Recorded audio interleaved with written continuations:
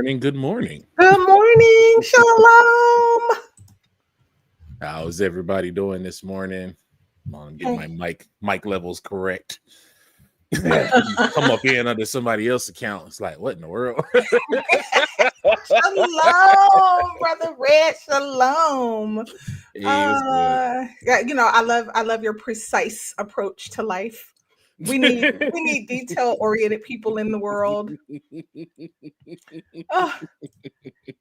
Sometimes when you're working with people who see more of the big picture, like myself, they get irritated with the detail orientation. But when you understand we need to collaborate, we need to partner. I can't tell you how many times I pulled my detail-oriented folks out of the weeds.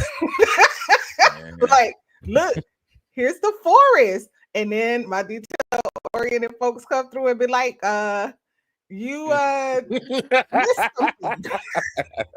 Can't jump to the forest without crossing these lakes and these little thoroughfares over here. You got a couple streets to cross, and then we get to the forest. We need each other, right? It's a process to everything. It is. That's why I be struggling that in my my little Babylon gig. It's like, hold on now, we can't skip A, B, and C and go to Z now. Hold on. There's a process to everything. And shalom family in the chat. Welcome to Q2UA Fridays. We are here to serve you this morning. And Brother Red, what do you think about starting off with a question like, what is apostolic? What is apostle? What does that even mean? That's when everybody come in, when the guest speaker come in and they bring all the money to the front and you get somebody to hold your Bible and you get the special parking space and you get to eat the biggest chicken piece when it comes time for the communion service. and everybody come up and bring money at your feet at the end of the service. The apostle has to have an armor bearer. Yes, that's right. You gotta have that armor bearer. That Bible too heavy to carry, so you gotta carry the Bible and anything else they can hand you. The sweat rag, all that. They can't be bothered to carry that. They need the armor bearer. That Bible just so heavy. So heavy. all the markers and marks in there, it make that Bible get heavy. So, Oh my goodness. Family, that is the question we are opening up with today. What is an apostle and why does it matter for Q2UA? Why does it matter for our community? Why does it matter for the diaspora? Why does it matter for the continent? What is an apostle? Anybody want to take a stab at it in the chat? What is an apostle?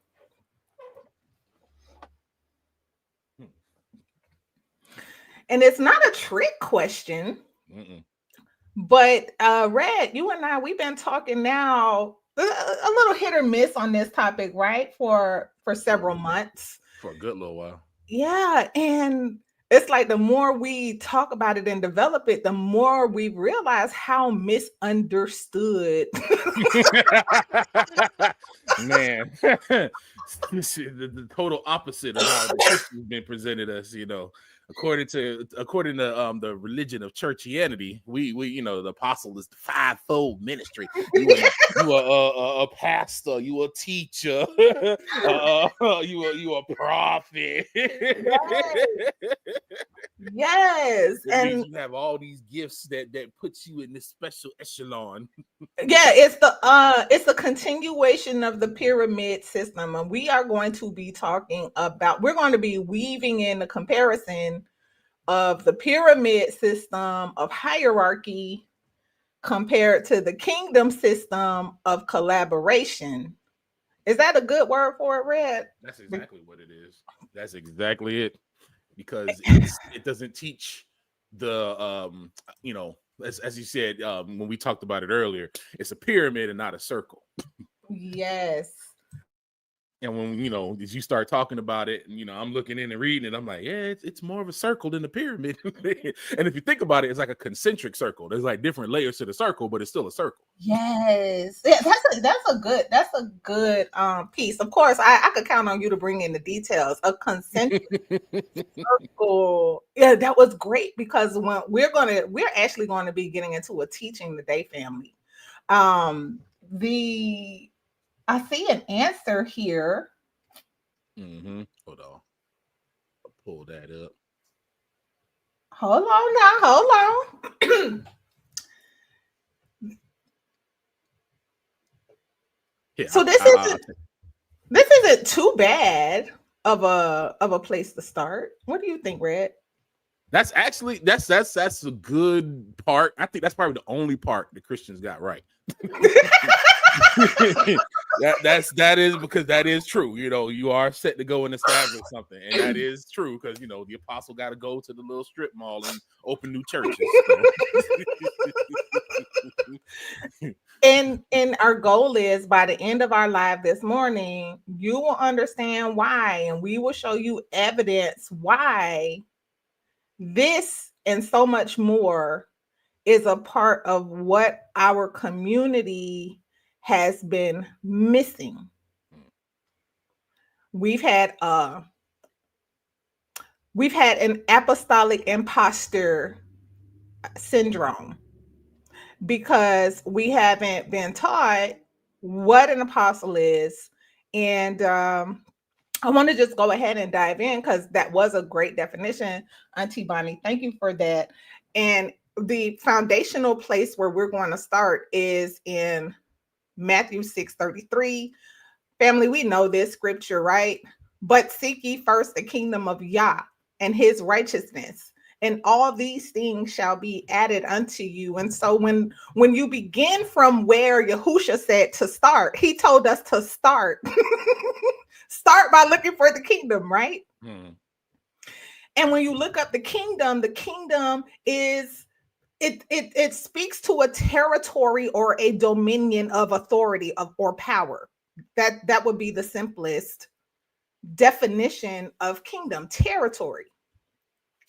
And when you look at the word righteousness is pointing to a state of being in a just or right position. And a closer look at the Greek word and the usage of righteousness, it points to a function of justice. And this is what the church has not taught about the fivefold ministry. The fivefold ministry is literally a justice system. You got any words on that, Red? Yeah, I was trying to pull up. There we go. I was trying to get our screen over here pulled up, so that way folks can kind of look and follow along. Awesome. Thank you. With the whole situation. But yeah, we often say, and this is something that that the late Miles Monroe used to always say, and it was really the first person to kind of put that little nugget in my head. And the thing about knowledge is extremely progressive. This is something that people need to understand, that you need to be ready to go back to the basics and relearn what you thought you knew. Sometimes we'll think we knew it and we got it, and this is basic. But when you understand the fullness of it all, it makes you realize that I only had a little crumb of it, and it's deeper than what I initially thought. And that's how it is when we learn about the kingdom of heaven. In church, we hear everybody talk about that, the kingdom of heaven, the kingdom, the kingdom, the kingdom. Yes. But we still treat it like a democracy. Yes. We still out here, trying to move like American politics in the kingdom of the Most High, and that's not how it goes. Yes. At all. Yes. And understanding the kingdom is key, especially, you know, when Hebrews is talking about waking up and coming in and doing all this stuff. Because, you know, folks want to wake up and still come in and be the boss. Folks want to wake up and still come in and try to run things and still want to be, you know, I'm number one this or I'm number one that, or have these same Christian values when it comes to the Most High's kingdom. Yes. but the kingdom is totally different. The kingdom is not a democracy. But the king say go. It don't matter what you think. It's the king's word. I don't care about your opinion. I don't care what you got to say. The king said it, get it done. That's how that works. Yes. And it's like what Christianity has done in perverting the understanding of kingdom. It has brought the Babylonian structure of the pyramid or the hierarchy on top of, mixed in with the democracy. Like it's like a fusion of nonsense that's all designed to create control and division. It's demon gumbo. It's gumbo. It's typical demon gumbo. They just throw in a little bit of everything and then hand it over to you, and you're just supposed to say yeah, instead of realizing that these principles that they teach and that they go with are out of order. You know, we can just use the most obvious one that every Hebrew knows when they say there is no law. How can you have a kingdom that's lawless? That makes no sense. Yes.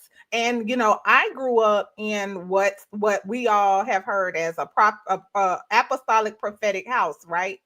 So there was a revelation that there is a certain relationship between the apostolic and the prophetic, but without the understanding that we've awakened to and our foundations in our original Hebrew custom, the law, then it got twisted up into this mess. So it's a justice system, y'all. Understanding the three offices that were established under the law, which we know as the Torah, is the Constitution. We really, as a people, have to understand this is a constitution of our people. In fact, what the United States has done in its government and its establishment of constitutional law, it mimicked in many ways the Constitution of Israel. It took many of the principles from the Torah and encoded it with their remix. So when we look at the Torah and we understand it is the Constitution of Yasharel, it is, then we understand that within the Constitution are the laws, the statutes, and the commandments. And everybody here, we're familiar with that. But today, what we're going to do is show the framework of a constitution and a constitutional government so that we can have an appropriate understanding of what apostolic is, right? So within the law, we find the establishment of three primary governmental offices. You had the king, you had the priest, and you have the prophet. These are the three offices established under the law.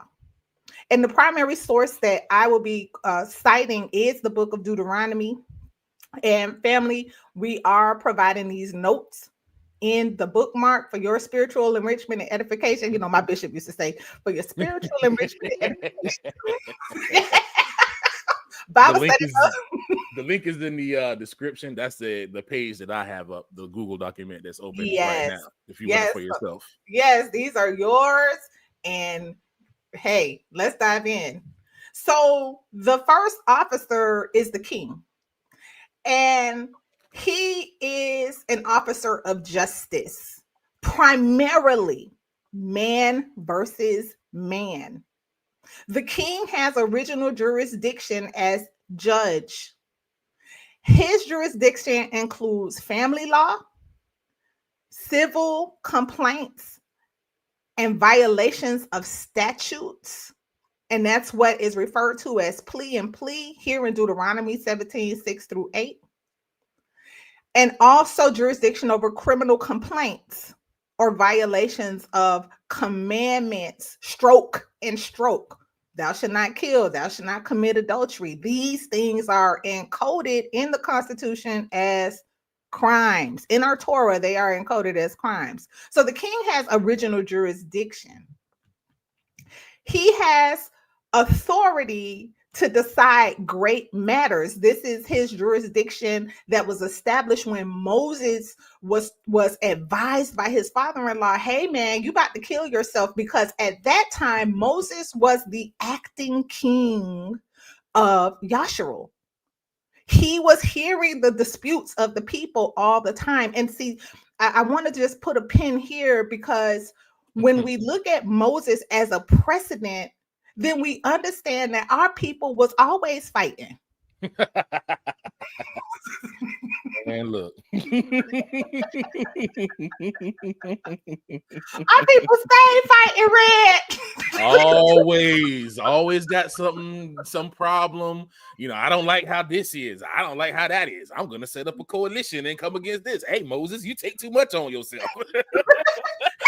hey, Red. Just the fact that every Black community got 20 churches in one square block. Oh, come on now. None of them work together. None of them together. None. I can tell you from experience, as a young man who grew up in the church, that my mom and dad, who would go to different churches around and try to work together, that ain't happen. They all wanted to be the big dog. So if they wasn't coming in and it wasn't their idea, they wasn't trying to hang with you. That's our people. Or if they did come in, they'll come and see what you got going on in your thing and then try to take it back and try to redo it themselves. Yes, that has been our people. And that was our people in the time of Moses. Jethro told Moses, man, you're going to die. You're going to kill yourself. Exactly. Try to hear every single fight among your people. Make you captains of thousands and hundreds and tens. It's like, bro, you're going to overrun yourself. If you don't go ahead and appoint and empower some people who got some sense. I mean, can you imagine? It said from sun up to sundown. So all day long, all he had to deal with was just constant stress. Strife. And bickering. And fighting. Petty. They set up their tent over there in the shade. I originally had my tent in the shade. So how come Moses, they can set their tent up? So we just setting tents up everywhere, Moses? I need you to do something about this. Our people stay fighting, family. What make Hezekiah the only tent maker? I make good tents too. Moses, why are you letting everybody go get tents from him? I want to make some tents too. Oh Lord, I can only imagine. And then they had animals and stuff. Oh Lord. Yes. And this is why our Torah or Constitution has so many statutes about, okay, what do you do when your neighbor's cattle wanders over onto your land? What happens if the ox accidentally run somebody through? What happens if you try to force the ox to run somebody through? Yes. So what the Most High knew we needed as a nation, and what we continue to need as a nation, is a justice system, right? So Moses was the primary judge until he got some advice, some wisdom from father-in-law that said, okay, appoint other judges and you be the one to handle the great matters. Let them take care of the day-to-day stuff. And this is when elders were appointed as judges. So justice is also a function of peace. That's not in my notes, but that kind of like hit me when we were talking yesterday, Red, about shalom is inclusive of justice. Being able to resolve your differences with a brother or a sister when you have been wronged or when there is a misunderstanding, then justice brings shalom. So the king's original jurisdiction includes the great matters that the other elders or judges bring to him. So in a way, he has an appellate jurisdiction. That's what we call it in the law. You have the right to have cases referred to you by other judges who say, okay, this is too big for me, I want to send it to you.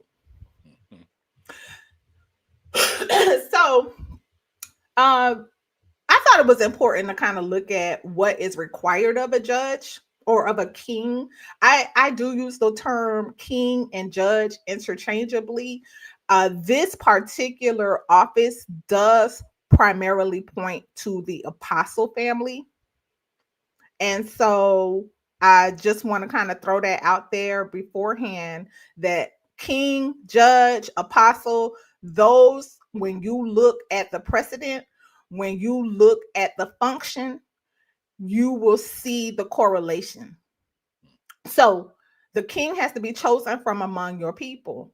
And so that's why, like, a lot of us, we can't go into politics on Q2UA channel, family, but I'm just going to go ahead and leave it there. Exactly. The king shall not multiply his army or join forces in war with Egypt. He shall not have a bunch of wives. Now, I don't think any of the kings of of ancient times obeyed that one. No, Now, possibly Saul, Brother Red. Were there any accounts of Saul having multiple wives? you know, I have to look that up and read it again. If they did, they were footnotes, but I don't remember any multiple ones. No. Hey, family. Which is hilarious if that's the only thing Saul obeyed. It's like, man, the worst king we had one woman. I listen to that one. Hey, family, if you know different, let us know in the chat. Because now I'm looking at it, you know, the Most High chose Saul. He had Samuel pick him. And I don't remember seeing Saul multiplying wives. But every other king, well, not every other king, but David and Solomon both had plenty, plenty wives, right? So, but this was a statute. Let's see what else. They don't mention that many wives for Ahab either, but his one wife was just enough. Yeah, I just thought about that. Yeah, I think Ahab might have been his only. That's hilarious. Like all the kings that had one wife were horrible.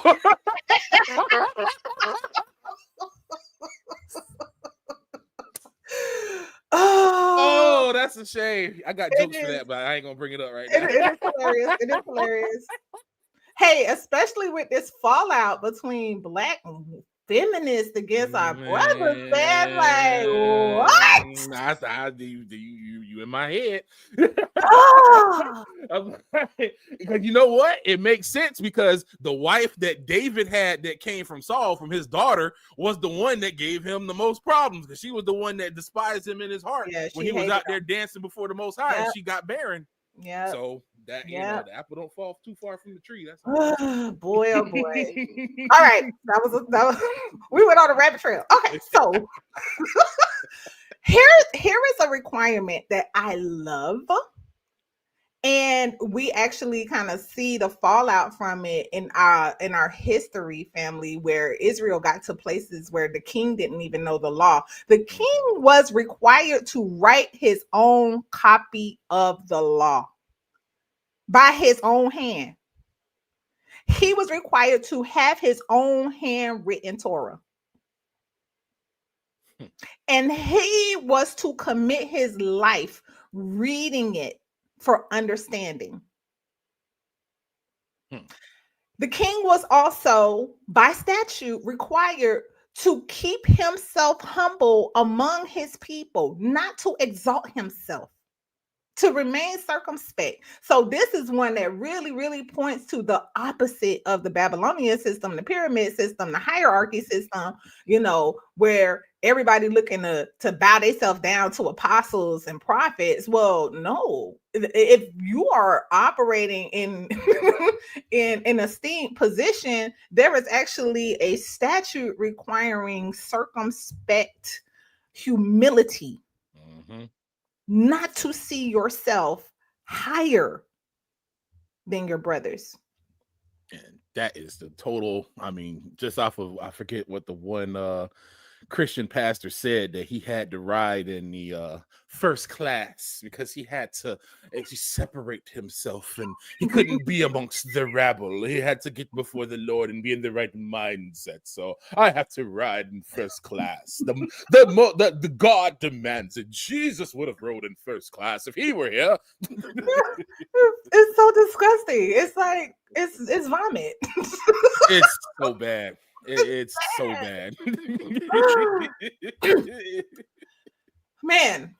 Yeah, Okay. definitely they got rid of that part. I mean, our beginning when we talked about the apostle coming in with the armor bearer, and all, I mean, everybody who been in church and know when you get it, when you're the guest apostle come in and everybody be falling over, practically lying on the floor, letting them walk over to the front. Yes. It's a puffed up, arrogant pride, and pride is funky to y'all. Y'all can't stand that smell. Oh, y'all cannot stand the smell of pride. And that's what we've seen. Most of us, if you've been in a bishop apostle situation, then you know that hierarchy system, it feeds pride and arrogance. And this is why the Most High actually encoded by statute, do not exalt yourself above your brothers. This is how we see Yahusha saying the greatest among you need to be washing feet. I mean, we talked about that a little yesterday too. You had Yahusha, who was a part of the Most High. He was a literal aspect of him that came down in the man form. Number one, coming down in a humble man form, in a fallen form at that. He didn't come down in the that form like closer to Adam, because as y'all know, as we aged on as time went on, our stature and everything started changing. So how we were back when the initial sons of Adam to now are like night and day. And he came during the latter time, lowered himself to this nasty flesh situation and then washed the feet of these sinful jokers. Humility. And humbled himself, let himself get whooped by all these humble creatures that he had a hand in creating. Come on, man. And then you got folks out here that want to come in and be the boss and run things and stuff, and want everybody to just throw them accolades over minor stuff, when the example of the Messiah showed us that, look, man, you humble all the way around. It don't get any more humble than that. Like, when you put it in the perspective like that, Red, it does not get more humble than that.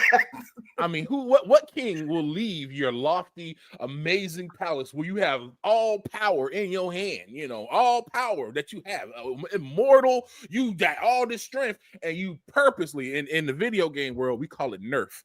Whenever you had they would be like shooting games, and then when they will adjust the guns and make the guns weaker, they say, oh, it's like a Nerf gun. So now it's like, they call it nerfing. So he literally nerfed himself. He lowered all his abilities, lowered all his power, and then came amongst sinful people and allowed him. He came under the authority of a man and a woman, because he had a wife, a mama, and a daddy, and he had to come under their authority. Wow. He was created beings that he had to listen to by law. Wow. Come on. Wow. Wow. But we want to be, big and great. The great king. What the epitome of humility. It don't get no more humble than that. It don't get no more humble than that. It doesn't. You're literally a part of the Most High, and you separate yourself to become to become dirt. Literally, that's what we are. Yeah. You come from a holy being to become dirt. Come on, bro. Yes. I'm just feeling so much appreciation right now for what he did. It's the reason why he is counted worthy, even back in Enoch, when he talks about the anointed one and talks about how he was the one who found favor and he was the one who found grace, and only he was worthy. Because what kind of humility? I mean, come on, man. Most folks don't even want to go to the bad side of town. Right. How many of y'all would just get rid of your nice house and go live in the hood? Folks don't even want to do that. Shoot, folks don't even like going to Walmart. Come on, man. I'm talking about you. I don't like going to Walmart.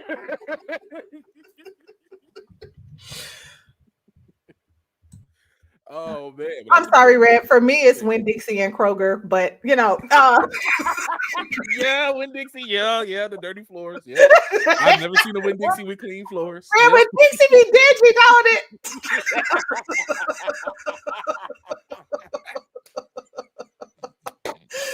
Don't even want to go in there, especially don't buy no fruit. Oh no.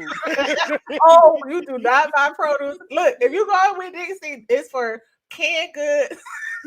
Let me stop. Yeah, no, it's true. And just the Messiah, he not only goes to Winn-Dixie, but he helped clean the floors. Ooh.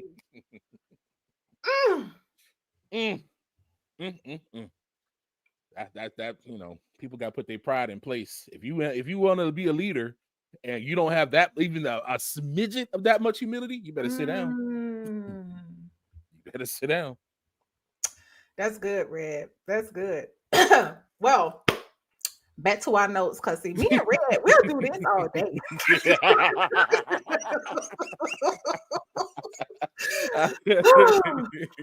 So Moses was the first acting king and judge over our nation because Yah qualified him. And we don't really fully appreciate his qualification as king until we check out Jasher. I think it's Jasher. Is it Jasher 73 or 23? I have to double check. It's gonna be up in 70 because okay. 20s, yeah. Okay, so I have it right. It was the beginning, yeah. Okay, I just wanted to make sure the site was right. He was the king of Cush after he fled Egypt. So not only did he grow up in the king's house, then he fled the king's house and ended up the king of Cush. Yep. He served as the chief judge of Yasharel, and he was acknowledged as king of Jeshurun in Deuteronomy 33:5. So in all aspects, Moses was king. And you know what, Red? I think we talked about this briefly before. Even Abraham. Yes. The only thing the only barrier between Abraham's status as king was not having real estate, a dominion, a geographical territory. In every other aspect, he was respected as a king. He had the wealth of a king. He had he had servants. Abraham was a king without a land. He was a landless king. And Moses, in the same pattern as Abraham, was a landless king. Yep.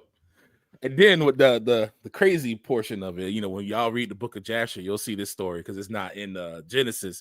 When they this is a little footnote to even push the king narrative is, what is the story of King Arthur? How did King Arthur qualify himself to be a king? He had to come and pick the sword out of the stone. And we see that same place where they stole that analog from with Moses at Jethro's house. Well, that's how he ended up becoming his father-in-law, because when Moses ran away from the Egyptian, he went in the backyard and found this rod.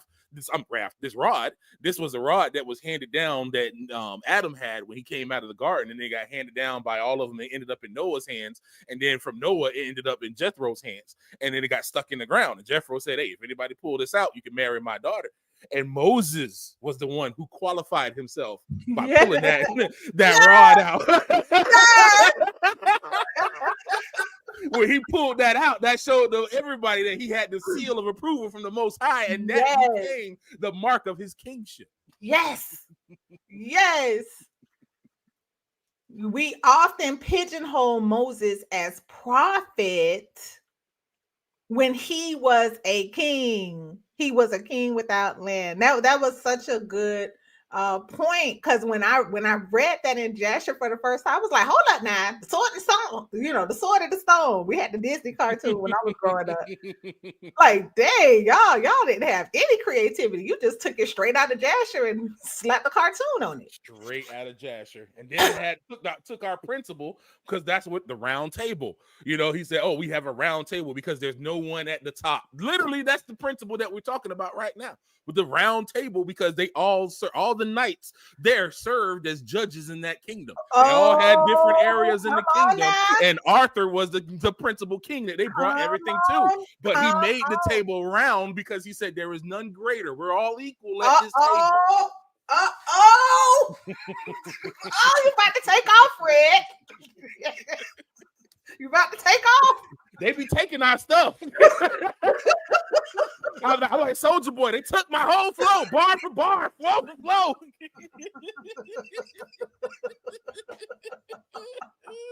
The round table. Oh my goodness, that should be the title of this intro. The round table. The round table. People have it thinking that like it's the square table where there's somebody at the head. Somebody always want to be at the head. In Yahuwah's government, it's a round table. Come on, Red. I'm about to come and put $100 bill like Come on, bro. Let me get my armor bearer so I can get my Bible with my notes.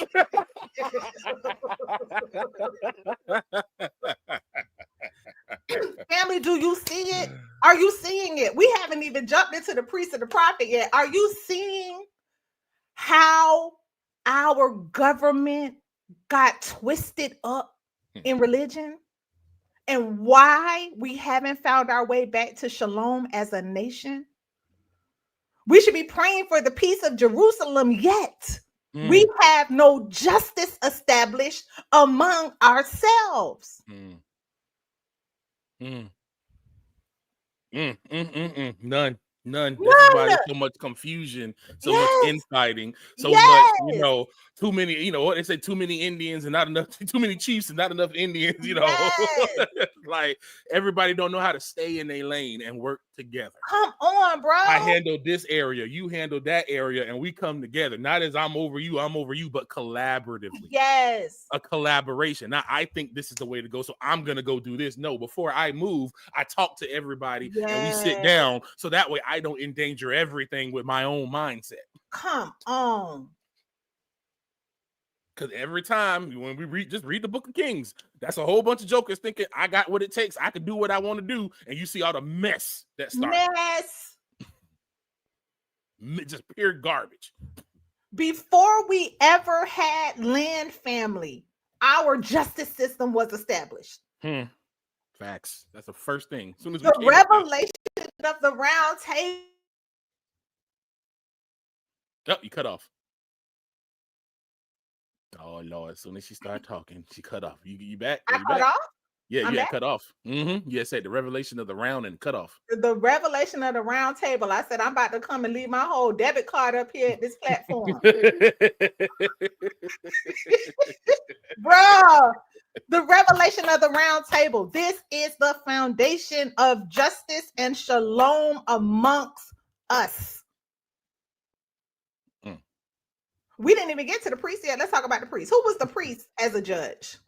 See, we know and understand the priest as the ministers of Yah for sacrifices, right? For atonement, you see a lot of function of the priest for medical things and cleanliness.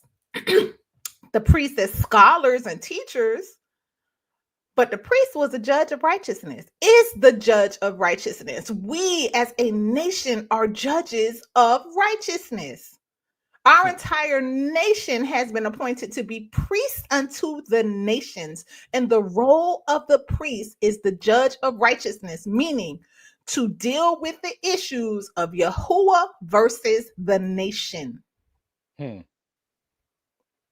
So the priest has jurisdiction over high matters and controversies that the king can't handle. The judge refers high matters and controversies to the priest. Come on now. Isn't this the exact opposite of anything we've seen? The exact opposite, because no, the apostles and the current Christian church be like, who gonna check me? Touch not my anointed. Oh, no. Oh, Don't you put your mouth on the man of God and the woman of God. That's God's anointing. You can't say that now. You just pray and you just talk to the Lord about it, but you don't put your mouth on the anointing. You know how many people say that when you talk about these people that's shysters and all that stuff? Oh, touch not my anointed. But he's breaking the law. yes. Oh my goodness. The priest's job, he was appointed to minister as Yah to deal with the sin problem. Mm. The ministry was judging. That was the reason for all day, every day, because the law was death for sin.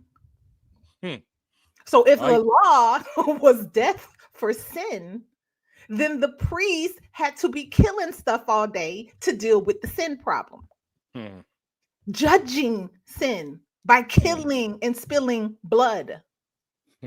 It was a judicial function to maintain shalom in the nation concerning sin. So it's already well established. I just said that the consequence of for sin is death. That is the reason why the priesthood was set up that way, as a judicial function. And there was this beautiful passage in Malachi 2:6 where the Most High reminds the priests through Malachi the purpose of the principal covenant with Levi was to turn many away from sin according to the law of truth. There is a very strong relationship with truth and justice with respect to the priesthood and the establishment of the priesthood and the Most High's intention for the role of priests. So that through the truth of the law, many will turn away from sin. Many will seek shalom and right standing with Yahuwah. Many would be convicted of unrighteousness and repent and turn from wickedness. This is the principal office and responsibility of not only those who are recognized as priests, but for each and every one of us who identifies as Yasharal. Kingdom of priests. We are a kingdom of priests. Exactly. Because after that's why when they talk about Yahusha being of the order of Melchizedek, the high priest, he changed how it works, because back in the day, the priests, like you said, we were dealing with the judgment. This is why the priests were in charge of all of the sacrifices. This is why you brought all your stuff to the priest, because you had to show your atonement, and the priest was the one who facilitated that for the whole congregation to the Most High. Everybody brought their stuff to the priest, and the priest was the one who brought it in, saying these are the sins, and this is why we finna do this sacrifice to cover these sins and appeal for grace for the Most High. It was an appeal to grace. Really, the central purpose of the prophet, people think we always doom and gloom. It's actually an appeal to grace. It's grace when the prophet comes to you and tells you you're wrong so you can turn your ways. Come on. That's why Ahab didn't like Elijah, because Elijah didn't come to him saying, I hear the Lord saying that on this day you shall have great. He would no. He came and told him the truth. He's like, bro, you slipping, bro. You doing wrong. You got to turn away. Anytime you see a prophet that always got good words in their mouth and not telling you to turn from grace, you better watch it. That's a false prophet. Come on, Red. And then prophecy isn't just, putting a towel on your head and coming online every day and saying some random scriptures. Prophecy is bringing people to task about the word. It's not telling the future. It's not they don't turn prophecy into this divination nonsense. All these different hyena witches and warlocks that be out here talking about thus saith the Lord on foolishness instead of bringing your tail back to holiness. That is the true office. Come back to holiness. Come on. Come on, Red. You know, we gotta bring order back because Christianity has got it so wrong. Everybody Yes. see a prophet jumping up and calling out social security numbers and giving people lotto numbers and crap like a cheap soothsayer. No, that's Yes. not prophecy. That's Prophecy not. is bringing the word, opening up the word and saying, this is what the word say, this is what you're doing, this is where you don't line up. Yes. And people get mad at that. People call you out and whatever, but that is the office of what it's supposed to do. You should be happy when someone comes to you with that, because that means the Most High is coming to you with his grace. He's extending you an appeal. Come on. He's giving you probation. Yes. Yes. Come on now. When you put it in that's why I love talking about this with Sister Shaw, because when you put it in modern law terms and look at it from modern law terms, these super spooky spiritual things start making sense. Yes. It start making sense. This ain't no super spooky. This is a government. It is government. Come on. Government. Order. The prophet ain't the prophet come and tell everybody everything is like having to go into the judge trying to get your tarot cards read or something. That part. Who goes to court and asks the judge, hey, can you tell me what my boyfriend doing? Can you tell me if God gonna give me a wife or a husband? No. Brother Red, you bringing up something that's triggering me very personally, right? Because I'm talking about our people right now. I'm talking about, I served in the trenches of legal aid, serving our people out of the poorest communities here in Atlanta. And this mindset of lawlessness, even within the state of Georgia, the man's court. You think you just gonna write a letter to the judge? No, you don't write no letter to no judge. You don't even understand the protocol for approaching a judge. You don't even understand the protocol for approaching a king. This is what the priesthood represents: the right to stand as an officer of the court and petition on behalf of the people.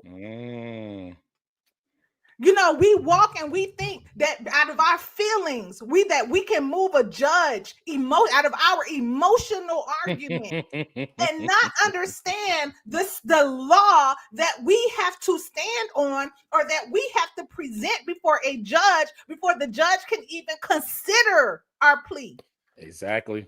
We don't understand protocol, and the priest are the primary. Our job is to teach how you approach a holy king. You don't just roll up on Yahuwah like you want to. You don't just be up here. What if God was whatever? What are you talking about? You don't have no trunk or treat and call that worship. Come on now. You don't take an unclean thing and offer it to a holy Elohim. Come on now. Governance must be established amongst our people, because it was and it shall be. We always talk about Most High being the same yesterday, today, and forever. But we forget that, just in the same chapters of Exodus, talking about the same thing with Moses and them, when the Most High came down to talk to the people from the mountain, he told them, hey, don't let them get too close, and don't let none of them touch. Don't let no animal, nobody touch the mountain. You couldn't get too close to Yah, the supreme king. You couldn't get close. You couldn't have easy access like that. You couldn't just come up there. Only Moses, who was designated, could come up there. Not anybody could come up there. And even when Moses came up, he had to get permission to go back down and bring Aaron with him.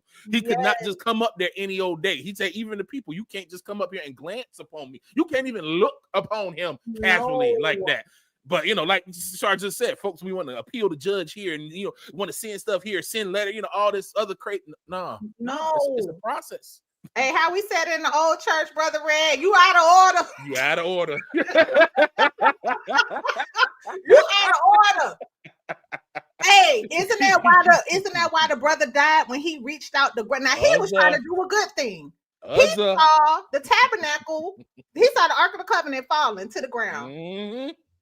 But he was not authorized to touch it. Not a And priest. he dropped dead because he was out of order. Hey, the road. That's why I say the road to hell is paved with many good intentions. Yes. You can have great intentions, but if you not in order, if you don't follow the order of things, that comes back upon you. You out of Yes. order. You wrong. Yes. We So so yes, used to being out of order. I'm sorry. Go ahead. we in Babylon, the land of confusion, nonsense, and lawlessness. We've been indoctrinated into lawlessness. And so we show up with this Babylonian mindset of wanting to be in charge, not having the revelation of the round table, and creating confusion and division with our pride. Come on now. Trying to run things like Babylonian kings. No. That's how Babylon runs. Babylon has the pyramid scheme. You know, Babylon got pyramids all day. They show you the pyramid when the one at the top and at the bottom, the leader don't do nothing. Everybody bow down and do stuff for the leader, and the leader don't even do nothing for the people. Everybody get excited for these folks that get, brought in by these processes that the government puts in place, and then what? These years go by and you don't see nothing. Yes, it's Luciferian, y'all. The pyramid is a Luciferian governmental structure. The kingdom structure is the round table.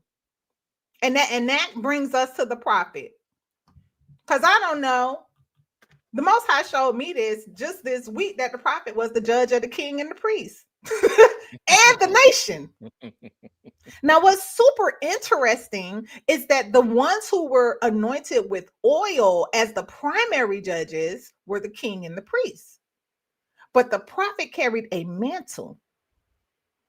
The prophet did not have the original jurisdiction, but he definitely has the authority to check everybody. He is the judge of matters concerning Yahuwah versus his anointed ones. And throughout all of the biblical precedent, every king served alongside a high priest and a prophet.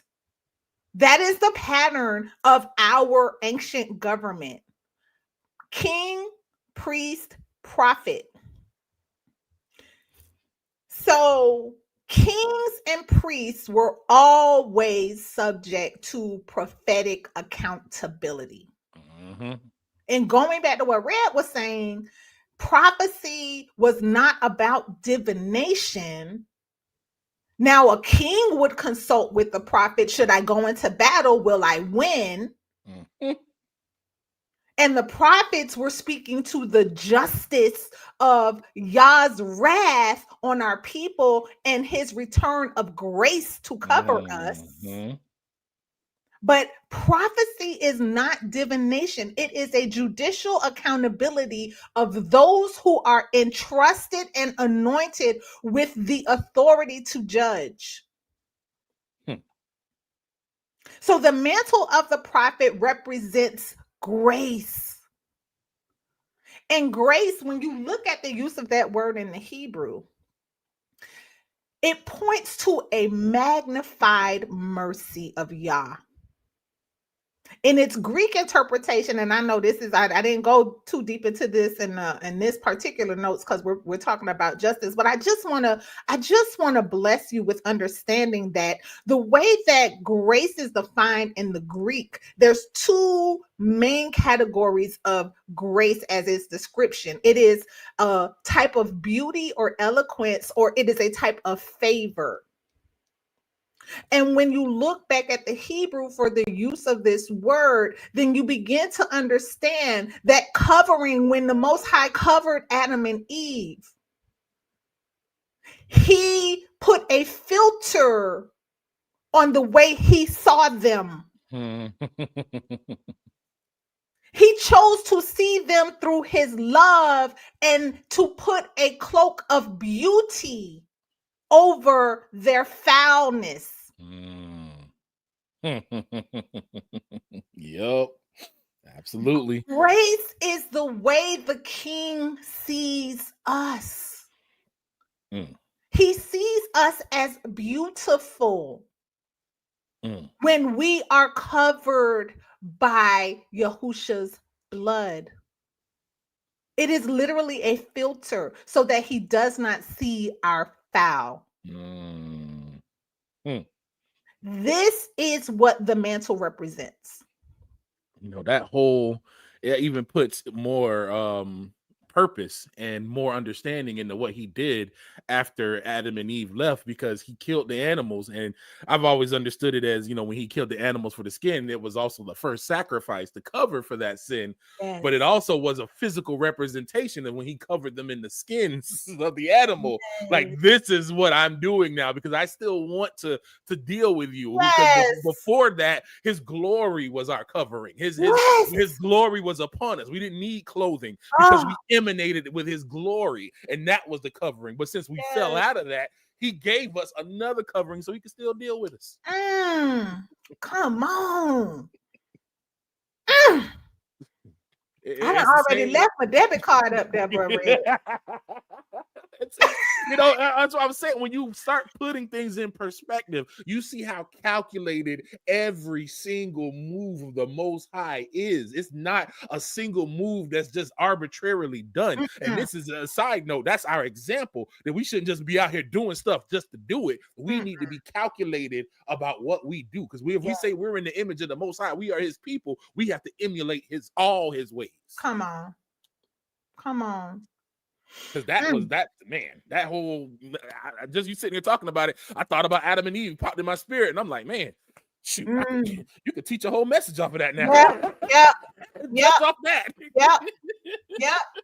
And you know why, Red? Because for the awakening of our people, a lot of it has been a return to truth and a focus on truth. And the truth is, but for the grace of Yah. That's the truth, right? We can keep all the statutes and the commandments, and this is our act of love. This is how we show our love and demonstrate our love for Yahuwah, but it's only by his grace that we can even do that. Man. We are not righteous with our own hand and with our own works. No, we are righteous because we're covered in blood. I mean, even if you lived a life where you didn't, quote unquote, commit sins, you got to understand that even by right of your birth, out of the order, that the original order that the Most High made, that is what makes you being born in sin. We take the Most High's words and commandments so lightly. You know, we take his law so lightly. He's so serious that just your very birth, even that innocent baby that's born, because it's not born in the way he created Adam and the way he pulled Eve out of Adam, you're sinning. Your very existence is in the front. This is why he needs to cover us, so he can look past that up front and see us for what he really sees in us. Hallelujah. This is why he can tell folks, don't be running around here with your head poked out. Don't be running around acting like you better than this, because guess what? All y'all in the same situation. We all born in sin. We all are not in our perfect original body form. That is an affront. We we have broken the design that the Most High have. That's how serious it is. Yes. Even if you break his designs within nature, you have broken the law. Yes. Grace. He chose to see us with his love.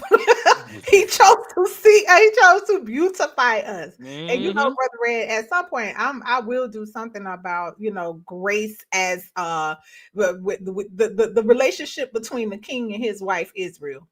Man, boy, because the fall of our people was a fall from grace. He took the covering off of us and left our nakedness and wretchedness for the world to bear, and that is why we have become a byword. Yes, I always tell people that, you know, the relationship between Most High and Yehuda, us, the Hebrews, was like a man with his wife. And what he did was, he took us up out the streets. We was off there just roaming around doing nothing. He brought us in. gave us all the nice stuff, put us in a nice house, gave us money, gave us power, gave us wisdom, gave us everything, set us up over everybody, and then we went and cheated on him with any and everybody. Every time he turned around, we out in the streets with somebody different and doing all kinds of foul, nasty stuff. Even in his house, we brought dudes back to his house. He came home and not one, but multiple dudes in the house lined up. This is how we was coming. That's why when these Hebrews come and they be all arrogant and them like, nah, dog, you better come humbly and become, with some humbleness and let the Most High do the elevation, because you got to realize that we came from a nation of sidestepping outside, loose. No. Yes. Look at here now. 304 culture was the culture of the Hebrews. Now, come on, now let's just be for real. Everybody always want to try to blame the other nations for what we do, but when you look in there, no, it was us that was in there doing that mess. Ratchet. Oh boy, beyond ratchet. He called us the perfection of beauty, and when everyone else was drawn to our beauty, we forgot the reason we were beautiful. Exactly. Exactly. I mean, now that you put it in the ratchet dictionary like that, Red, woo! There's a reason why he chose Gomer and Hosea. Prophets, man, as prophets, bro. Everybody want to be a prophet. Everybody want to be a prophet. I don't come out and talk about it like that because I hate the stigma that comes with for all these little wannabe jokers that want to come off and be these prophets and they want to act like they see so much or whatever. But the real role of a prophet is honestly suffering. I have not seen it. Show me a happy prophet in the Bible, and I'll show you a false prophet. Every single one. Baruch was crying. Elijah got mad crying. Jeremiah was called the weeping prophet. Hey, but you know what, Red? Now that you mentioned that was extreme humility because of the authority the prophet had over the king, the priest, and the nation. All authority comes with a required humility, and that would make so much sense. Like, yes, you have the power to check kings and nations, therefore you shall be humble. Man, nothing more humble than Hosea having to go into the whorehouse and get his wife, and then his life was an example. Every time they seen Gomer out there running with another dude, even the dude that he was running with, he had to come to the realization that this is how we treat our king, the Most High. This is how we treat our Elohim. Every time we see that woman running down the street with a different dude, that's how we do our Elohim. Everybody knew this because everybody saw it. Everybody saw the man running in there, going to these different cities, pulling her out of these places. That's us. That's us till the Most High got tired and said, all right, you want them streets? All right, go stay in them streets. Took everything back and left us in the streets. Sure did. And then slavery happened. Sure did. What happened? What happened when ended up in captivity? Oh, what happened when the woman leave with the crazy man that don't got no sense? She get her tail whooped. Every time. Red. Every time. People put their hands on them, taking them through hell, taking them all up and down, everything, every which way till she finally get battered and beat up and be like, I deserve better. She didn't know she had a good thing till she got the extreme opposite. That's where we at. She didn't realize how good she had it in her husband's house. Just following a few rules. That's really for your benefit. For your benefit. Because look, that's the culture right now. Cast off your covering. That's what Black feminists are chanting right now. We don't need Black men. Cast off your covering, sisters. We gonna fight for ourselves. Boy, it is such a lawless, backward, unprotected state to be in, to live without grace. And is it any wonder that nakedness is celebrated as freedom in the misandrous culture? There was a Arab woman that actually they found, I'll tell you the story how it appears. She was walking around in her underwear, so all the American women were praising her, and oh, she's brave and courageous, and she's freeing herself, she's standing up to oppression. Now mind you, she looked weird as all get out, walking around in her underwear and bra with all these conservative women around her. Come to find out, she had actually had a nervous breakdown. She was having mental issues. So that right there kind of shows you that, you know, we come from a culture that praises mental issues, and the fact that, which is what you said, the lack of covering, it shows in a physical manifestation. That's why they always taking their clothes off. That's why they want to be naked, more and more naked, because they don't want to have a covering. They want to just run off. But not so in Yasharo, not so among our people, not so in our nation. Oh no. No. Nope. We now understand that grace covers us and beautifies us in the sight of the King. And so, you know, piggybacking off of what you were saying, Red, about the suffering of prophets. The prophet had a great authority to check kings. So when you see Saul, he was checked by Samuel. when Saul disobeyed the Most High's command, his kingdom was taken away from him, and the judge was sent as Samuel. Ahab, now I had never seen this until yesterday, Red. Ahab was judged by an unnamed prophet, because remember, the northern kingdom was out of order. Its priesthood, it was out of order. And so the original round table functioning of Israel was very distorted in the northern kingdom. The Most High sends an unnamed prophet to meet Ahab on the road and pretend that he had failed to do his job, which would cause him to die. And Ahab said, well, you judge by your own words. Ooh. And then the prophet, I remember that. the prophet reveals who he is. Ahab recognizes him in terror that this is a prophet that I was just dealing with. And the prophet said, by your own words, you have judged yourself to die for not following the commandment.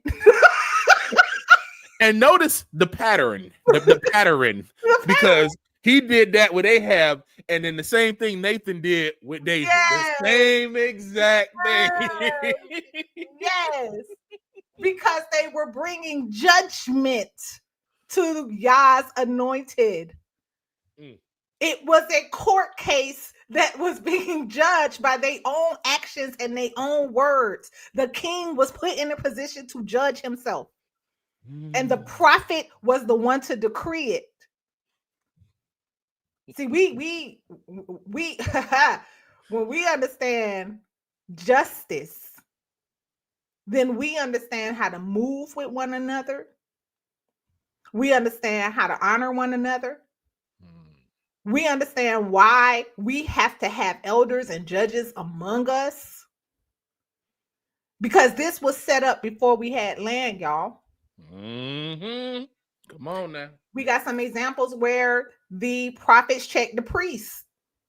Eli was checked and judged because of the wickedness of his house. Sure was. The priests were warned by Malachi that if they didn't return to the original path of the priesthood, that they would be judged strongly. And the priests and prophets were judged by Isaiah. And again, all of those references are in the outline. And we got some additional study notes in there, y'all. This is for our community. We got to understand that now that we're walking in truth, and now that we're awakened, and now that we are family again, how much more now do we need justice amongst us?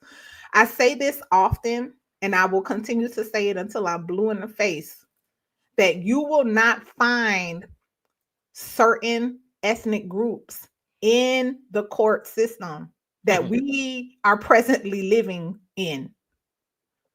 And the reason why is because they got the revelation of the round table and they take their stuff to their elders.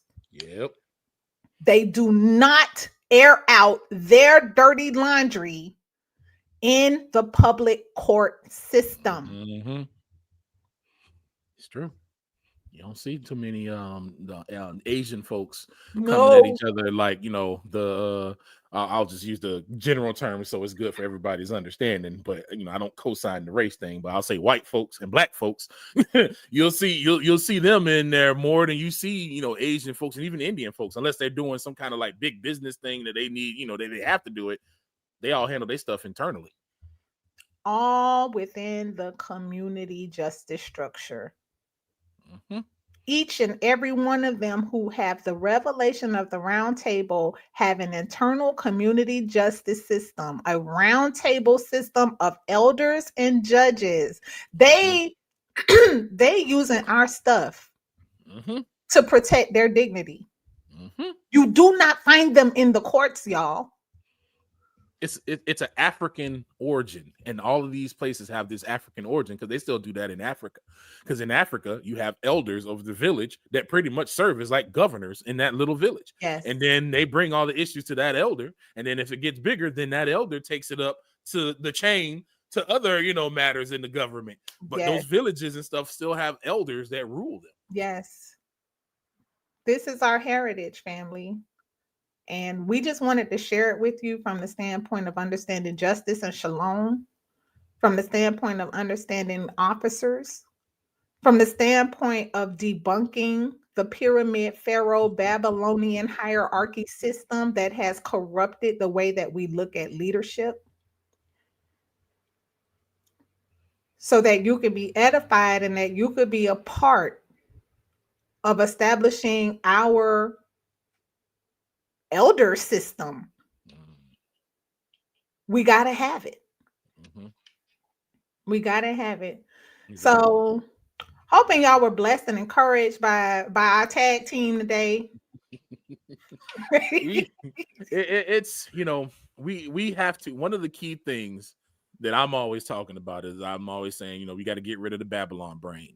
And this is one of the biggest things of the part of our Babylon brain is, you know, too many chiefs and not enough Indians. Everybody want to be the boss, but when they want to be the boss, they don't want to do the work. They just want to be the, you know, sit up there and use people as a footstool and, you know, rule over folks. It's just been in there since churches. You know, you see it happen all the time. Somebody come in and one of the elders in the church don't like what the pastor did. They want to take the pastor over because they want to, it's the same. Everybody, we all got that same story, especially those of us that grew up in the church where you see all the crazy and the goofy and the politicking that be going on in the church because folks be out here trying to run things and do stuff instead of humbling themselves and just getting in and doing your part and being humble.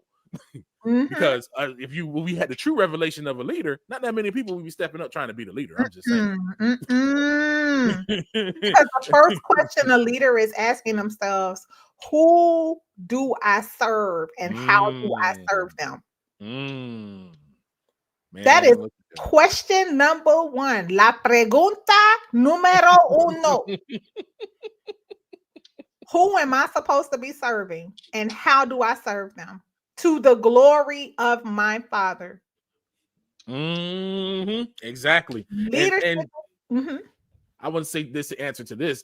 We can leave the system but still be here because we just talked about earlier about how the Asians, you know what I'm saying, they come over here, whether they be Indian, Chinese, or Japanese, they all count as Asian, how they rule in their system. They come in and they still come to judges, but that's after they've had their community meeting. Correct. They have they get together as community, and if they can't solve the issue or if it's an issue that requires them to go up, then they do it. Other than that, they deal with it within themselves. You hardly ever see these Chinese folks suing each other in court. Exactly. Even the Italians, look, what you think the mafia was? Come on. In the opening scene of The Godfather. Hey, Godfather, I need your help. Like, that was justice. I need justice. That is. I'm There not it is. saying that it's right to commit crime. I'm not endorsing organized No, crime. no, that's because that was their culture. That's how they Right. did. They were always twisted. But the premise, the principle of coming to within dealing it within your people, they just dealt with it their way with violence. We deal with it our way with the Torah. Yes. Yes. And you're right. We do have to change our mind. What is repentance? When my people who are called by my name shall humble themselves and pray and turn from their wicked ways, then this is a call to repentance so that we cast off the filth of Babylon and we take on the way of our Father and we return to the ancient paths. It happens first in our thinking, and it happens through the process of flesh dying every day. We should be barbecuing ourselves. We should be sacrificing our own flesh, our own pride, our own lust. Every single day, we need to bring them to the altar because this is the role of our people as a royal priesthood. We are at the forefront of something really big that we all know is going to happen as a result of our prophecies. And the Most High is calling us to turn from the wickedness of Babylon. Hey, again, we really can't go into it here on the Q2UA channel, but the percentage of our people who stayed home this week is a great indication of an exit in our thinking and in our minds. It has already begun. It is already happening. Yep. I mean, that's why those of us that did choose to, abstain from stuff, when you look at those that still participating and running around in circles, they look crazy. And it's like, man, we this is what we coming out of. This silly loophole that they put us in for this mess that's so far away from what the original description of the Most High. Like, there wasn't no. When did you see them getting together and casting lots for the prophet? Or the priest. Yeah. We have to start somewhere, family. And today it's in just reviewing and getting an understanding of our own constitution. Because we perish for not knowing. Yep. Because we already have it. It's already set there and established by the Most High. We just gotta understand it and read it and follow it. For real, and get rid of all the Babylon brain nonsense, man. Babylon brain. And that whole wanting to be the line leader thing is like big in our community, because line leader. It's just like it's what it's like, and kids. How many of y'all see the knock down dragouts in kindergarten for jokers that want to be the line leader? But that's what you look like. You're out here trying to rule over something that don't even matter. Because what happens? You leave elementary school and you don't put line leader on your resume. So when we leave this land, this earth, and get before the Most High and get before judgment, being line leader on earth don't mean nothing. I mean, how you performed and what you did is what's gonna matter. Red, that was such a powerful illustration of how we've been conditioned as small children to seek exaltation and pride and arrogance and status, right? Every time from the because that's all we are consumed. That's all we see. All we see on TV is everything reestablishes this one person is at the top and everybody looks up to them, whether it be in movies and all this stuff. It's this one person at the top and they get all the glory and all of this. Like they'll give the director will come and the actors and they get all these accolades, but nobody show no love to the people that actually do the real work in the background by building these background props and building up all this stuff. They get little minor awards that nobody even know about, but the movie star that just came in and did one little thing that really didn't matter. It matters, but in the grand scheme of things, you can get up there in front of a white screen and do all that, but if you don't got props, if you don't got background, you don't got nobody running the camera, if you don't got nobody catering, you're not gonna have a production. Everybody is needed. Everybody, whether you putting a hammer in and building a prop, or whether you actually in the writer's room, or whether you sitting in the director's chair, everybody is needed. Come And we on. get taught this main character, I call it the main character syndrome in America, where everybody think, no, we're not the main characters, we're the supporting cast. The Most High is the main character, and Yahusha is his co-actor. That red that took all my money today, family.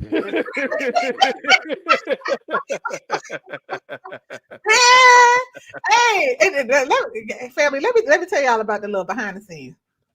So we are still encouraging, inviting our Q2A family. In fact, we got a clip yesterday, and we'll be able to present a medical minute from Q2A's medical team next week. And shout out to Auntie Darlene and the medical team for the work that you are doing. So we're continuing to invite folk to come on out and host or co-host the Q2A Lives, because this is a community gathering.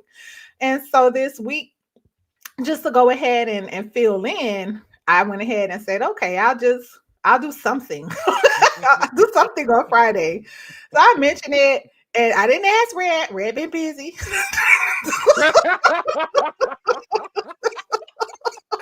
I didn't ask, but man, I'm telling you, this is my brother right here. My brother say, "Hey, you want me to come on the co-host with you?" I was like, "Woo!" She telling half the truth. She didn't ask, but in the spirit, when you how you feel somebody tell you when the Messiah was like, "Who touched me?"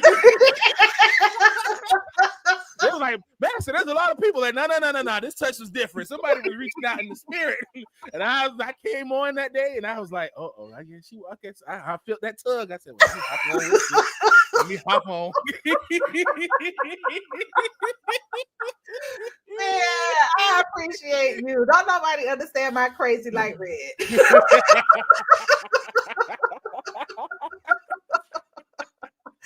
I appreciate you. It take crazy to understand crazy. I understand. Hey, to be looked upon crazy in this Babylon system means you're doing the right thing. So hey, the wisdom of the Most High is foolishness to man. So I'll be crazy.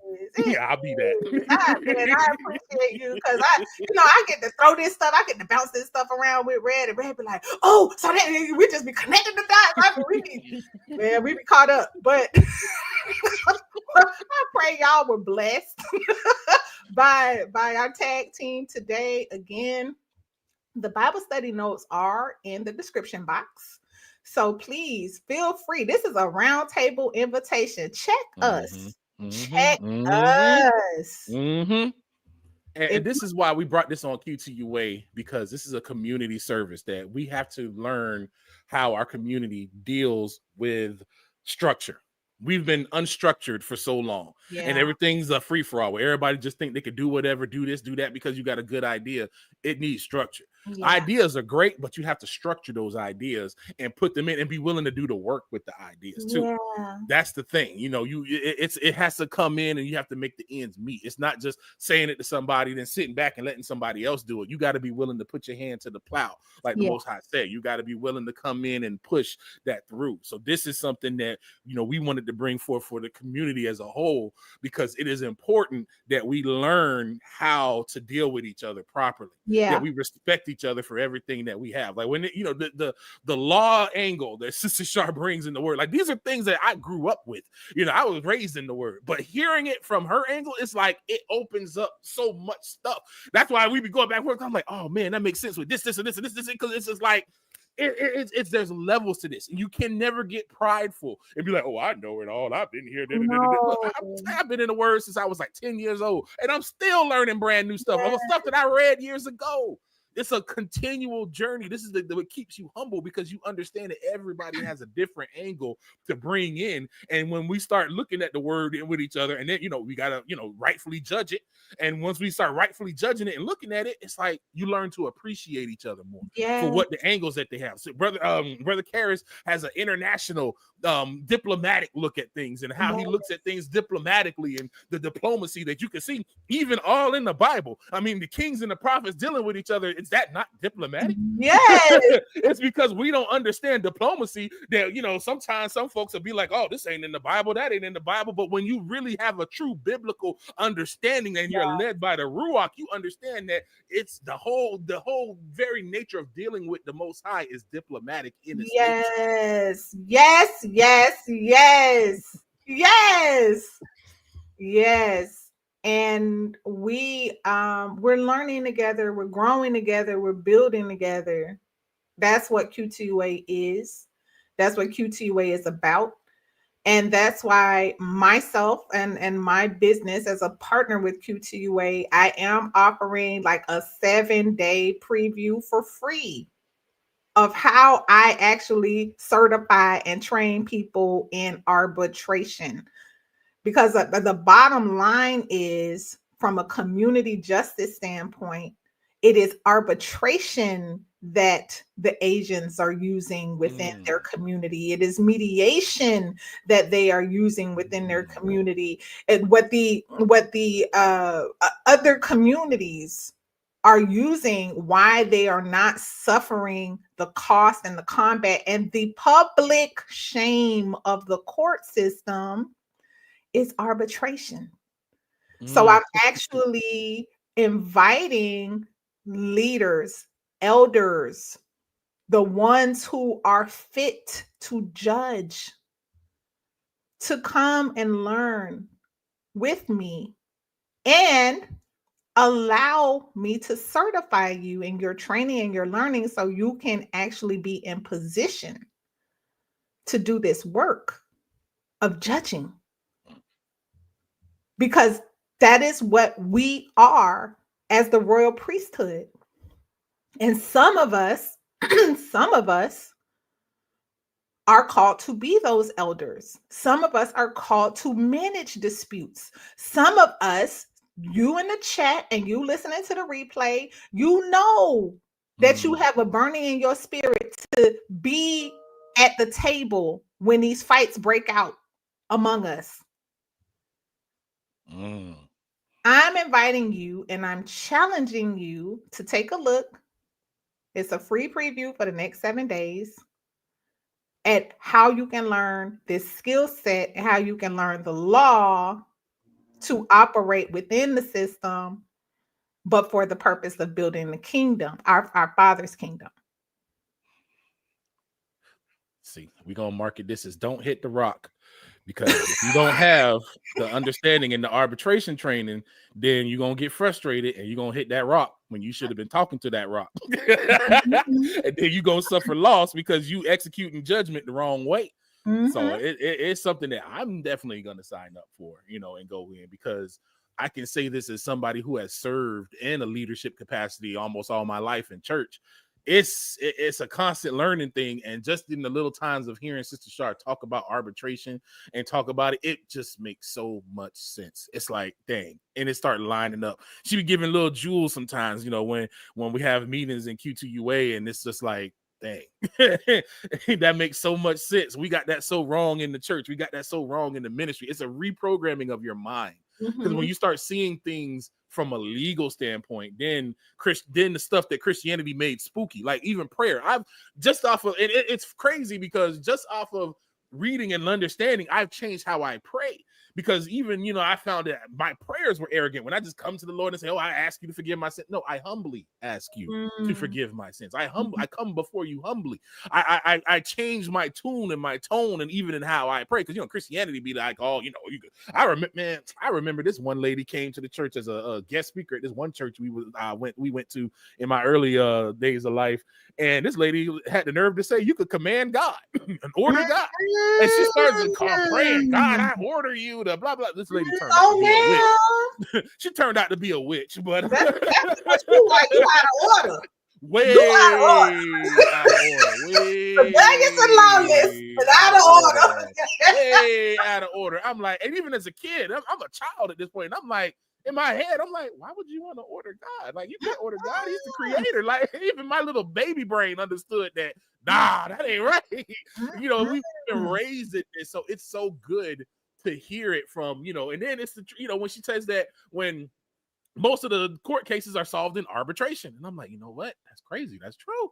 And then understanding these processes and applying them to Torah is like next level. So I can't speak freely of it. You know, I'm not just saying that because I'm up here and we chilling this stuff. Y'all know me. I'm gonna call out the truth, and let everything else be how it is. I make no mistakes. I don't kiss, no tell, no nothing. I tell it like it is. And I have been most impressed with. I have not heard this before and brought like this. So I can definitely tell you it's a worthy, as you've seen here, how she break it down. It's like it's from a lawyer's mind. And understanding a person that understands law and seeing the law within Yah's laws, it opens it up like never before. And it'll definitely help you to not hit the rock when you're dealing with your people. Man, I appreciate that, Brother Red. I really do. And I appreciate you. And that's why I come and I bounce a lot of stuff off of you, because the way you've been trained, man, it's look. A lot of people don't know about your training and who raised you and taught you. But man, if there was someone I could have lunch with today, it would be your mom. Man.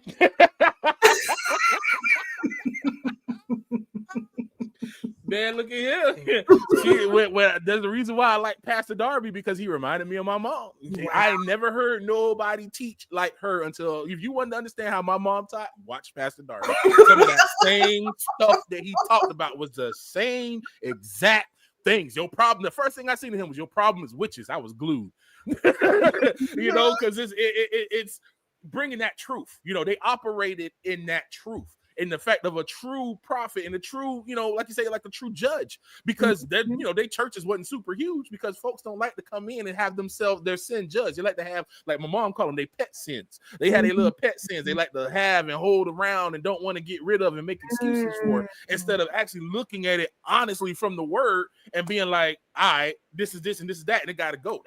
That's why I'm like that. You know, hey, there's some stuff that I used to love and like and held on to in my Babylon brain and in my pure ignorance and stupidity. And I just got to let it go. Let it go. If you're not getting cut, then what you doing? and look, I say that too. Like Brother Red say, look, I'm not up here just saying what I'm saying. Y'all don't understand. That red lion be swatting you with that lion claw. I done got swat. I done got swatted. and look, and that's what we're supposed to do. We're supposed to check each other. We're supposed to challenge each other. We're supposed to put our foot down, but like, no. Uncle Walt has given me a limit to how many things I can bring forth in a day. Like, it's too much, Red. You can't bring us out at the same time.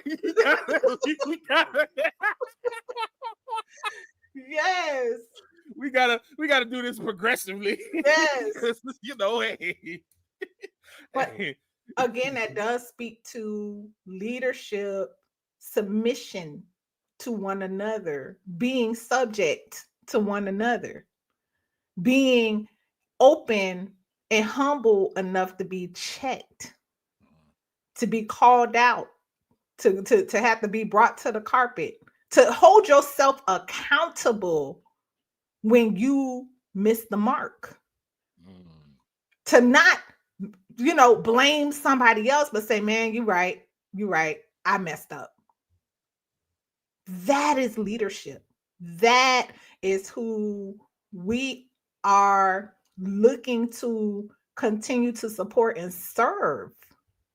And that's what today's message was about. If you're trying to find the link to my invitation, it's in the notes. Because what I'm inviting you to do is to do the first work of checking my notes and calling me out on any error. And once you've taken a look at the study notes, there's a link at the way bottom, all the way at the way bottom, for a free preview of the arbitration certification, just the training and equipping of judges in our community. We got to have it, y'all. Mm-hmm.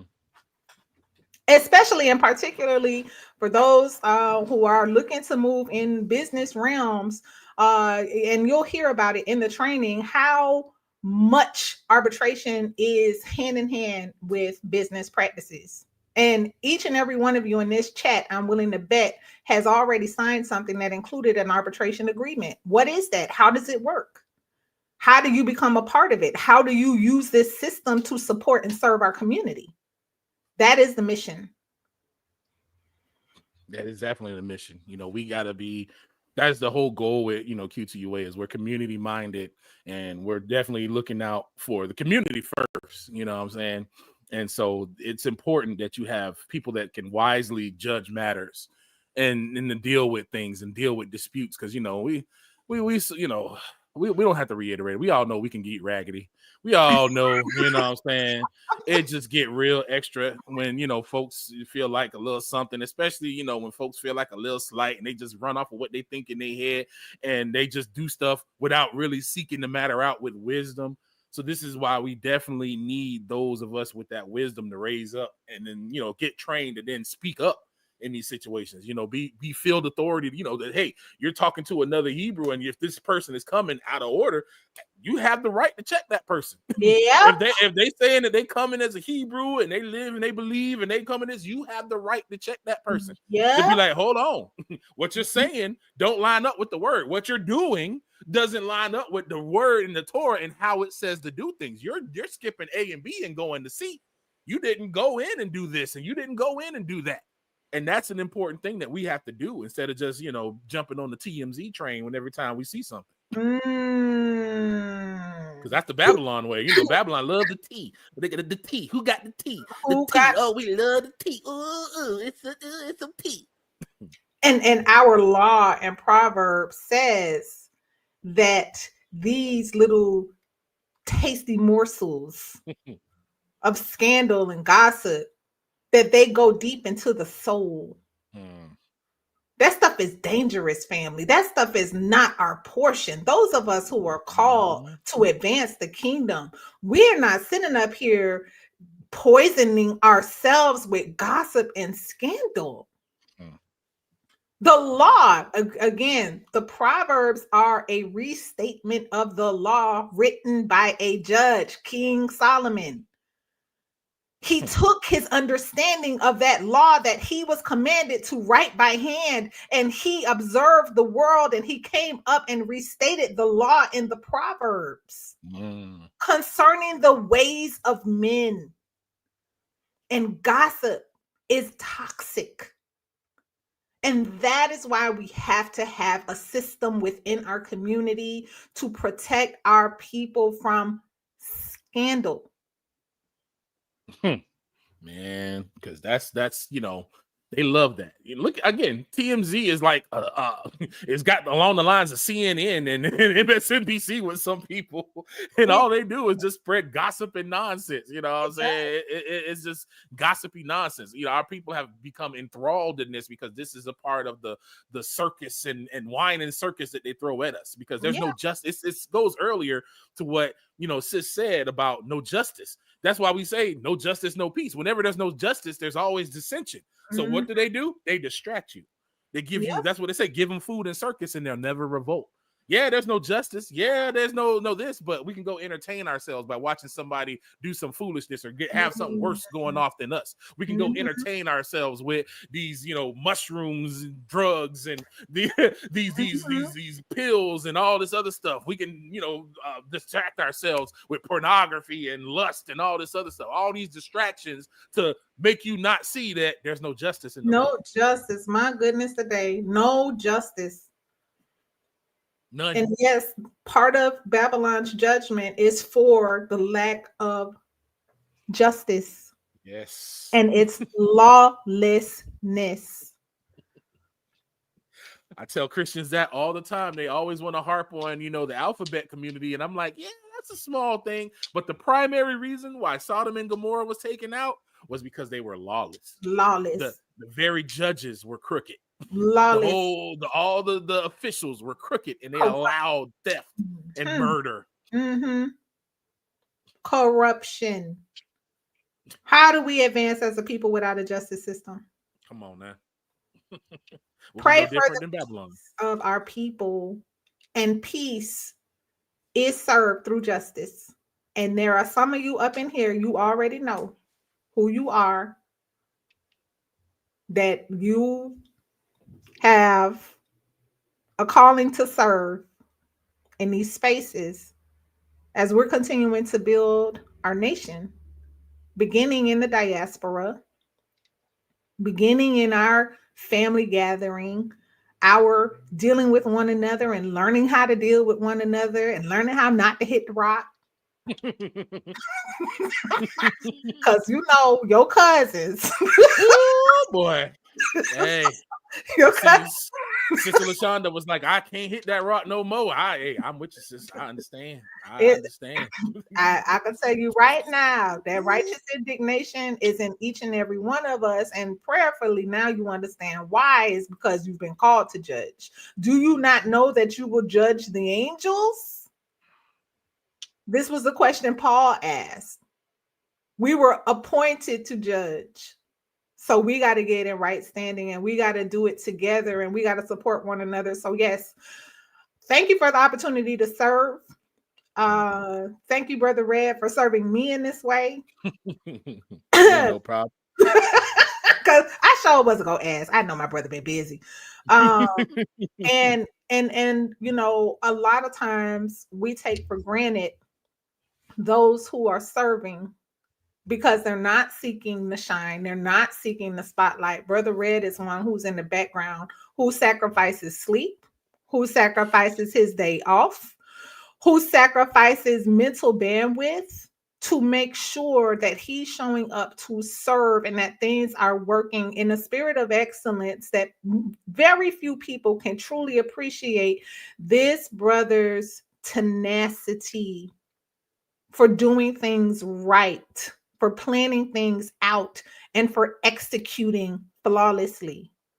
And so I appreciate you for your service, Brother Red, because that's what you did today when you showed up. You came and you served the community and you served me as well. And this is what leadership looks like. And that's why I'm so delighted to serve alongside you and to be yoked with you in this work.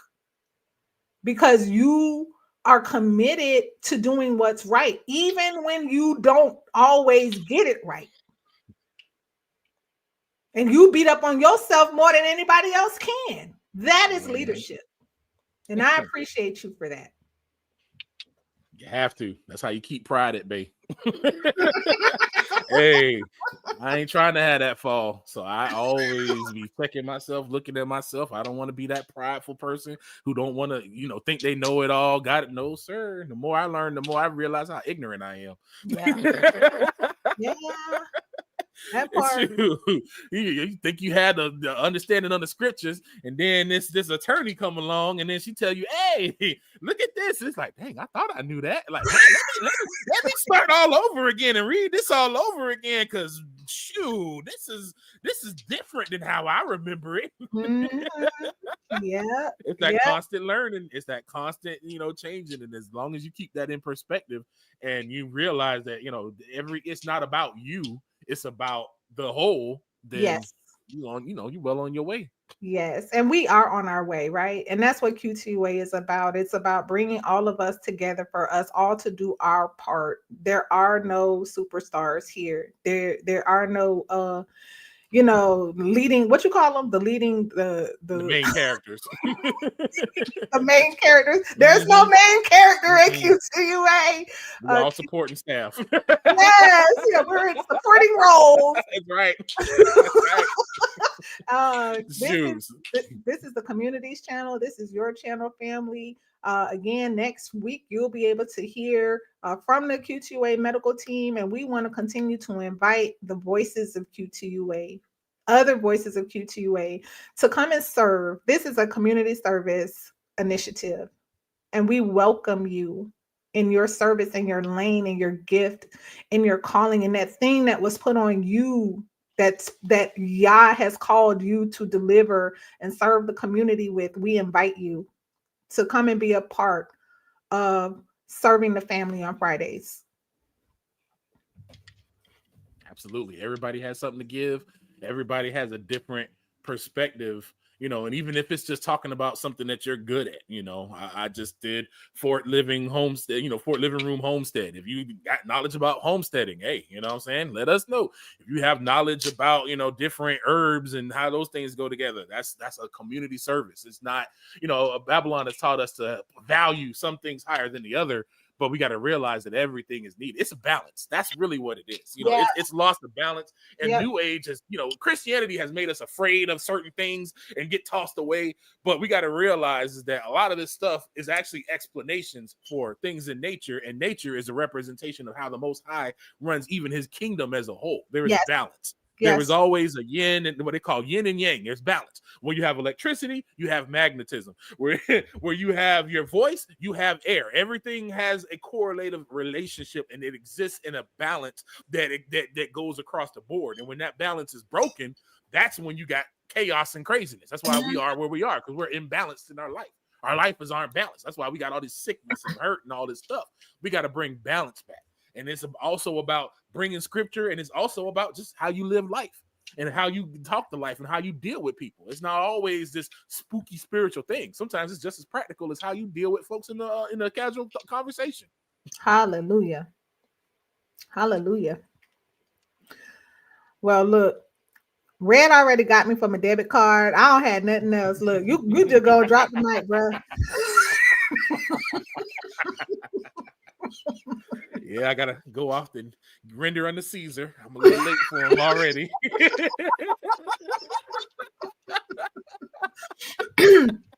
I absolutely appreciate you and family. If you haven't already supported Brother Garth's channel, it is Faith and Fitness by Garth. I appreciate you, Brother Garth, for your exemplary leadership and you taking on challenging yourself and pushing yourself and being accountable to the lashing of leadership. And so watching you step into your calling and being developed is absolutely delightful. Brother Garth will be on at 10 o'clock Eastern for Exploring the Motherland, right here on the Q2UA channel. Let's support one another, family. And please, you can still give your gift, financial gift, to quest2uniteafrica.org. The mission continues. We're continuing to do the work in the background of planning, strategizing, reflecting, fortifying, correcting those things so that we can continue to deliver on the organization's promises to our community, because we're moving on. We're going forward. We're building together. So thank you for joining us, and we look forward to the next Friday and Brother Garth coming up in just a few. Yep. Up at 10 a.m. Eastern Standard. All right. That's all I have. If that's all you have, sis. That's it. Appreciate you, brother Red. All right. Thank y'all, everybody, for showing up. And we will see y'all again, same time, same place next week. Y'all stay tuned for the channel for Brother Garth. Shalom.